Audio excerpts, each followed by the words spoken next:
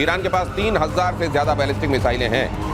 Iran के खिलाफ 3000 Iran ने जो बैलिस्टिक मिसाइल का परीक्षण किया है, इजराइल के खिलाफ ये मिसाइलों का परीक्षण एक्चुअली वो इजराइल को संदेश देना चाहता है। और ये पहले से दुनिया जानती है कि ईरान मिसाइलों के मामले में एक बहुत बड़ी शक्ति है। इजराइल के खिलाफ ईरान की एक घातक तैयारी है। ईरान ने बैलिस्टिक मिसाइल परीक्षण किया। ईरान के पास 3000 से ज्यादा बैलिस्टिक मिसाइलें हैं। हालांकि इसके नंबर को लेकर हमेशा अलग अलग तरीके की बातें आती हैं। ईरान ने किया बैलिस्टिक मिसाइल परीक्षण। ईरान के पास 3000 से ज्यादा बैलिस्टिक मिसाइलें हैं। ईरान के खिलाफ 3000 ईरान ने जो बैलिस्टिक मिसाइल का परीक्षण किया है, इजराइल के खिलाफ ये मिसाइलों का परीक्षण एक्चुअली वो इजराइल को संदेश देना चाहता है। और ये पहले से दुनिया जानती है कि ईरान मिसाइलों के मामले में एक बहुत बड़ी शक्ति है। इजराइल के खिलाफ ईरान की एक घातक तैयारी है। ईरान ने बैलिस्टिक मिसाइल परीक्षण किया। ईरान के पास 3000 से ज्यादा बैलिस्टिक मिसाइलें हैं। हालांकि इसके नंबर को लेकर हमेशा अलग अलग तरीके की बातें आती हैं कि नंबर्स कितने हैं, लेकिन सर ये तो है, मैसेजिंग तो है। मैसेजिंग तो बहुत अच्छा। देखिए, इसकी जो रेंज है 2000 किलोमीटर की है और इसकी जो पेलोड कैरी करेगा 1.5 टन का है, 1500 केजी का। तो ये बहुत बड़ा है और इसलिए चिंता का बहुत बड़ा विषय है। इसके पहले इनके जो इंटरमीडिएट बैलिस्टिक मिसाइल्स हैं, इतने बड़े रेंज में 2000 का रेंज नहीं था। इसके पहले 1400-1500 का था, ये 2000 किया है। तो ये बहुत बड़ा चिंता का विषय इजराइल के लिए भी। भले ही इजराइल ने अभी और भी आयरन बीम तो उसने बहुत एट्रिशन झेला भी था। ये राइजल 9 के समय भी आखिर के दिनों में खासतौर से ईरान ने जिस तरीके से बड़ी अच्छी बात की कि इनके जखीरे का पता नहीं है। 3000 का नंबर शुरू से चल रहा है। जब लड़ाई शुरू हुई थी 2023 से अभी तक वो चल रहा है, मगर ये बनाते रहे हैं।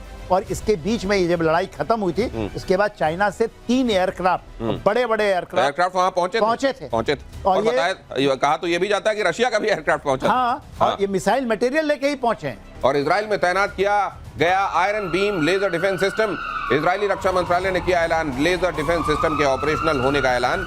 लेजर डिफेंस सिस्टम का इस्तेमाल बहुत ही सस्ता, ड्रोन, मिसाइल, रॉकेट सबको एक हमले में तबाह कर देगा। ये laser defence system iron beam, ये कहा जा रहा है सर आने वाले दिनों में सुरक्षा के लिए ये एक बड़ी घातक चीज है जो अब हो जाने वाली है। इसमें संघनित होकर जो लेजर की ऊर्जा है किसी चीज पर पड़ेगी और उसको पिघला देगी, और ये बड़ा खतरनाक होने वाला है। क्या ये वाकई एक बड़ा पैराडाइम शिफ्ट वाली बात है? टोटल इसका एक शॉट जब करते हैं, एक शॉट उसका केवल दाम आता है $3, $3 से $5। जब आप एक मिसाइल करते हैं तो $50,000 का खर्चा। ये तो बहुत कॉस्ट इफेक्टिव होगा सर। बहुत कॉस्ट इफेक्टिव। और फिर एडीएस का पूरा सिस्टम ही बदल जाएगा इसके। ये जो बीम है यूके ने बनाया, भारत भी इसके आगे में काफी आगे निकल चुका है।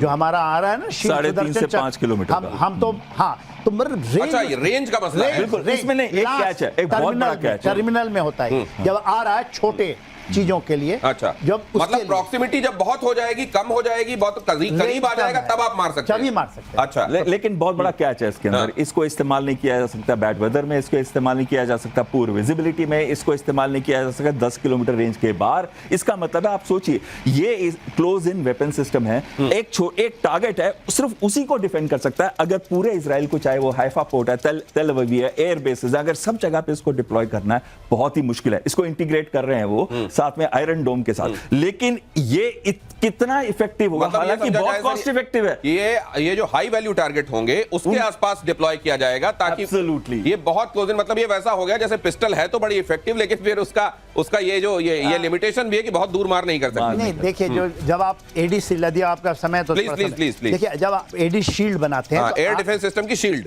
जो आयरन ड्रोम है, अभी उनके पास आयरन ड्रोम है, उसके बाद एरो सिस्टम है, एरो 1, और उसके बाद डेविड स्लिंग है, उसके बाद एरो है। तो वो रेंज के अनुसार है। कोई चीज आ रही है, सब एक साथ नहीं फायर करते। हमने भी यूज किया, हमने तो जू भी फायर किया था अभी। मतलब ये जो पहले वाले हैं वो रिप्लेसेबल नहीं है, लेकिन ये एक और एडेड स्ट्रेंथ जुड़ गई, आप ये कह रहे हैं। और उसमें मेजर प्रॉब्लम क्या आती थी कि इंटरसेप्टर्स इस्तेमाल होते थे, और इंटरसेप्टर इस्तेमाल होने के बाद उनकी कमी आती थी, और जो $50,000 से $80,000 का इंटरसेप्टर है उसको रिप्लेस करना बहुत मुश्किल होता था हाई इंटेंसिटी वॉर के अंदर। ये जो सिस्टम है, चाहे $2 से $5 का बीच का हो, लेकिन मेन थिंग क्या होती है, इसको कंटिन्यूअसली आप फायर कर सकते हैं, क्योंकि ये लेजर बीम है।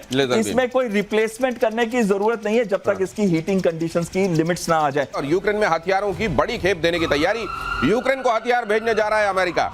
नेटो के फंड से यूक्रेन को हथियार देगा अमेरिका। यूरोपीय देशों ने दी हथियारों की खरीद को मंजूरी। यूक्रेन को एयर डिफेंस सिस्टम भी मिलने जा रहा है, रूस के ड्रोन अटैक से रक्षा के लिए एयर डिफेंस सिस्टम। ये इसीलिए मैं कहता हूं, कई बार कहता हूं कि जब तक पूरी तरह स्मशान नहीं बना देंगे ये यूक्रेन को, तब तक हथियार देते जाएंगे। और आपने जो कहा कि जब तक लास्ट यूक्रेनी स्टैंडिंग है तब तक ये उस चिंगारी को हवा देते जाएंगे और पूरी तरह उसको स्मशान बना देंगे। इसीलिए एब्सोल्युटली। अब आप बताइए, उन्होंने $100 बिलियन की बात की है। हाँ, उनका पैसा लगेगा, जितने भी आपके यूरोपियन कंट्रीज हैं देने के लिए तैयार हों। उन्होंने एक बड़ी बात की है इसके अलावा ये देने का। अब कहते हैं कि आप लॉन्ग रेंज जो भी मिसाइल्स हैं आप यूज़ कर सकते हैं। इसके पहले किसी ने नहीं दिया था ये। वो तो सेंट पीटर्सबर्ग को मारने की बात कर रहे हैं, मॉस्को में आप मारिए। वो बढ़ावा दे रहे हैं। डोनाल्ड ट्रंप साहब कह रहे हैं ना कि मैं तो बहुत नाराज हो गया पुतिन साहब से, सैंक्शन लगाएंगे कुछ होगा नहीं, आप करके देखो। जेलेंस्की को जिंदा रखना चाहते इसलिए जेलेंस्की की कब्र तो खुद गई। लेकिन इससे ज्यादा बेसिर पैर की लड़ाई नहीं हो ये नहीं हो सकती। नहीं हो सकती। ना तो वो नेटो में गया, ना वो नेटो में जा पाएगा, ना मतलब इसी सपने के साथ लड़ाई शुरू हुई ना। तो वो जो कहते हैं कई बार यहाँ पे चुटकुले बनते हैं इस बात को लेकर कि यहाँ कई कौमें ऐसी हैं जो ये कह देती हैं कि देखो ये लाइन है बीच की खेत की मेरी, इस तरफ ये तेरा ये भैंस नहीं आनी चाहिए। उसने कहा ये ले गई मेरी भैंस, पैर रख के उसने कहा तो ले लड़ाई हो गई। ये तो उससे भी बेसिर पैर की लड़ाई है।